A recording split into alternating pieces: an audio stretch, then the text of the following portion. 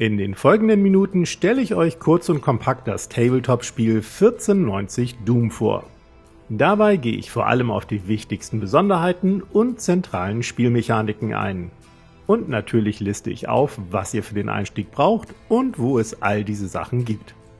Und damit moin moin und herzlich willkommen zum TWS.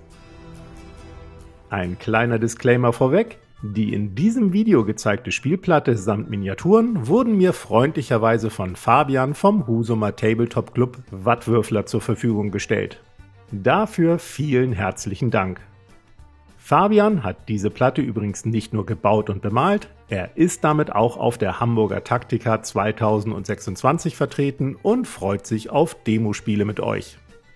Mehr zu den Wattwürflern und wann zum Beispiel ihr im Club zum Mitspielen vorbeischauen könnt, lest ihr in der Videobeschreibung. Nun aber zum Spiel selbst. 1490 Doom ist ein englisches Tabletop-Spiel der US-amerikanischen Firma Byrrh Games, das 2025 via Crowdfunding finanziert wurde. Autor Eric Michael Robertson hatte mit dem Schreiben aber schon rund ein Jahr vorher begonnen und die finalen Regeln dann gemeinsam mit Cody Taylor zu Papier gebracht. Ergänzt durch die Artworks von Barrett Stanley sind seitdem übrigens auch schon 2 Kampagnenbücher für Solo- und Koop-Partien erschienen. Auch stimmungsvolle Lore- bzw. Hörbücher sowie Soundtracks wurden bereits veröffentlicht. 1490 Doom spielt in einer alternativen Welt, die unserem Mittelalter ähnelt. Nur zwischen den Jahren 1490 und 1494 verwandelte ein aufsteigender Nebel alle Länder und Kontinente in verseuchtes Ödland. Entsprechend erhielt dieser Nebel den Namen Creeping Death, schleichender Tod. Und das war mehr als zutreffend.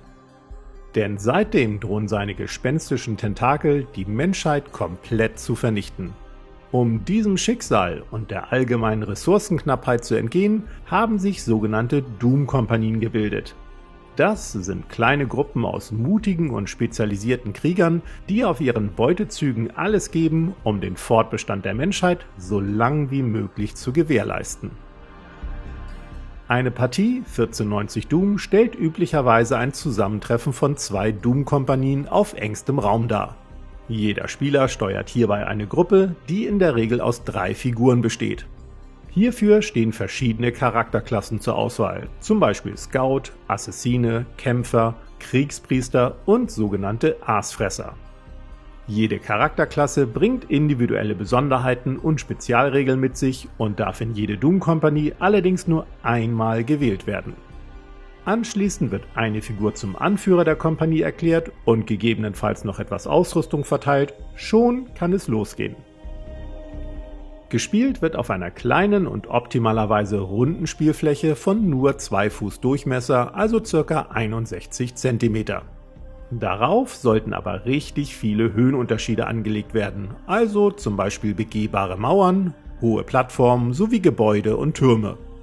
Denn je nach Szenario steigt Runde für Runde der tödliche Nebel auf und nur wer rechtzeitig emporklettert und auf die höher gelegenen Ebenen flüchtet, entgeht dieser tödlichen Gefahr. Eine mindestens ebenso große Gefahr stellen aber auch feindliche Doom-Kompanien dar. Schließlich ist jede Truppe auf der Suche nach Ressourcen in Form von Beutemarkern. Diese bringen neben nützlichen Charakterverbesserungen auch wertvolle Siegpunkte ein. Denn üblicherweise ist eine 1490 Doom-Partie nach 7 Runden beendet. Weitere Siegpunkte gibt's dann noch für das Besetzen des höchsten Spielplattenpunktes und für das Überleben mit den meisten Charakteren. Bei Punktegleichstand geht das Spiel weiter, bis die nächste Figur stirbt und dies den Sieger und Verlierer der Partie klar ermittelt. Bis dahin aktivieren die Spieler ihre Figuren abwechselnd, wobei jede Figur 2 Aktionen ausführen kann. Gestartet wird in Runde 1 und nach einem Initiativewurf am Rand und von außerhalb der Spielplatte, wobei die Figuren in mehr als 5 Zoll Entfernung zueinander aufgestellt werden müssen. Für Nah- und Fernkämpfe sind dann Würfelproben mit einem 6-seitigen Würfel erforderlich. Jede Figur hat hierbei entsprechend ihrer Charakterklasse andere Erfolgsaussichten, wobei es natürlich auch Modifikatoren durch zum Beispiel bestimmte Waffen gibt. Eine Besonderheit in 1490 Doom ist das Klettern.